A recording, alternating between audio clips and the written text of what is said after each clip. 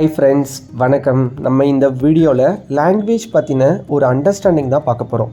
ஏன்னா நிறைய பேருக்கு ஒரு டவுட் என்னென்னா, எனக்கு வந்துட்டு தமிழ் தெரியும், இங்கிலீஷ் தெரியும், ஆனால் எனக்கு அடுத்த லாங்குவேஜ் இப்போ ஹிந்தின்னு எடுத்துக்கிட்டால் நான் எந்த மொழியில் கற்றுக்கிறது அப்படின்ற எல்லாருக்குமே ஒரு சில தயக்கங்கள் இருக்கும். ஸோ இது வந்துட்டு பார்த்தீங்கன்னா கண்டிப்பாக நீங்கள் தெரிஞ்சுக்கணும். ஏன்னா உங்களுக்கு வந்துட்டு இங்கிலீஷ் ஃப்ளூயண்ட்டாக இருக்குது, தமிழ் ஃப்ளூயண்ட்டாக இருக்குன்றதை தாண்டி ஹிந்தி மொழி சூட்டபிளான லாங்குவேஜ் நம்ம தெரிஞ்சுக்கணும். அதாவது தமிழில் முதல்ல பேச்சு வழக்கு, எழுத்து வழக்குன்னு 2 ஃபார்ம் இருக்குது, ஸ்பீக்கிங், ரைட்டிங். இதே மாதிரி நம்முடைய சவுத் இந்தியன் லாங்குவேஜில் எல்லாத்துக்குமே இருக்குது. அதில் குறிப்பாக நம்மளுடைய இந்தியன் லாங்குவேஜ் ஹிந்திக்கும் அது பொருந்தும்.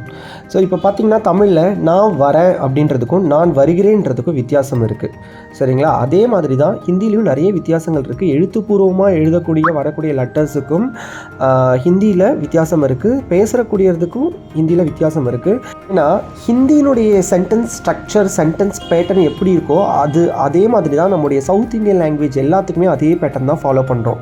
ஸோ இப்போ நம்ம தமிழில் நான் வரேன்னா ஹிந்திலையும் நம்ம அதே மாதிரியான பேட்டர்னில் தான் நம்ம ஃபாலோ பண்ணுவோம். சப்ஜெக்ட், வேர்ப், ஆப்ஜெக்ட் பேட்டர்ன் நம்ம ஃபாலோ பண்ண மாட்டோம். Tamil pattern subject, object, verb. அதே மாதிரியே தான் ஹிந்தியில் சப்ஜெக்ட்டு, ஆப்ஜெக்ட்டு, வேர்பு. என்னங்க சார் நீங்கள் நான் வந்துட்டு ஸ்போக்கனில் கற்றுக்கணும்னு நினைக்கிறேன்னா நீங்கள் வந்து கிராமர் கிளாஸை எடுத்துகிட்டு உட்காந்துருக்கீங்கன்னு நினைக்க வேணாம். இது ஜஸ்ட் பேட்டர்ன், உங்களுக்கு ஒரு ஐடியா கிடைக்கும். தமிழ் மூலிமா நீங்கள் ஹிந்தி கற்றுக்கணுமா இல்லை இங்கிலீஷ் மூலிமா ஹிந்தி கற்றுக்கணுமான்ட்டு.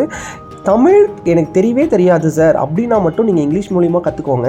ஆனால் எனக்கு தமிழ் தெரியும், எனக்கு தமிழ் நல்லா ஃப்ளூயண்ட்டாக வரும்னா நீங்கள் தமிழ் மூலிமா கற்றுக்கிட்டிங்கன்னா இங்கிலீஷ்லேருந்து கற்றுக்கிறத விட தமிழ்லேருந்து கற்றுக்கிறதுல நீங்கள் உங்களுக்கு ஈஸியாகவும் புரியும், நீங்கள் ஈஸியாக பேசிட முடியும் உங்களால். ஸோ அதனால் சொல்கிறேன், நீங்கள் தமிழ்லேருந்து கற்றுக்கோங்க, ரொம்ப ஈஸியாக உங்களுக்கு ஹிந்தி லாங்குவேஜ் கை கொடுக்கும். இப்போ நீங்கள் ஃபாரின் லாங்குவேஜ் கற்றுக்க போகிறீங்க, ஃப்ரெஞ்சு, ஜெர்மன்னா இங்கிலீஷ் ஓகே. ஏன்னா இங்கிலீஷுடைய சென்டென்ஸ் ஸ்ட்ரக்சரை அப்படியே ஜெர்மன், ஃப்ரெஞ்செல்லாம் ஃபாலோ பண்ணும். ஸோ அதனால நான் சொல்கிறேன். நிறைய பேர் கேட்டுட்டு இருந்தாங்க, சார் எந்த லாங்குவேஜ்லேருந்து நான் கற்றுக்கிட்டா பெட்டராக இருக்கும்னு சொல்லிட்டு. அதுக்காக தான் இது போட்ட வீடியோ உங்களுக்கு ஹெல்ப்ஃபுல்லாக இருக்கும்னு நினைக்கிறேன். பிடிச்சிருந்தா லைக் பண்ணுங்கள், ஷேர் பண்ணுங்கள், சப்ஸ்கிரைப் பண்ணுங்கள், கமெண்ட் பண்ணுங்கள். நான் கிளியர் பண்ணுறேன். தேங்க்யூ.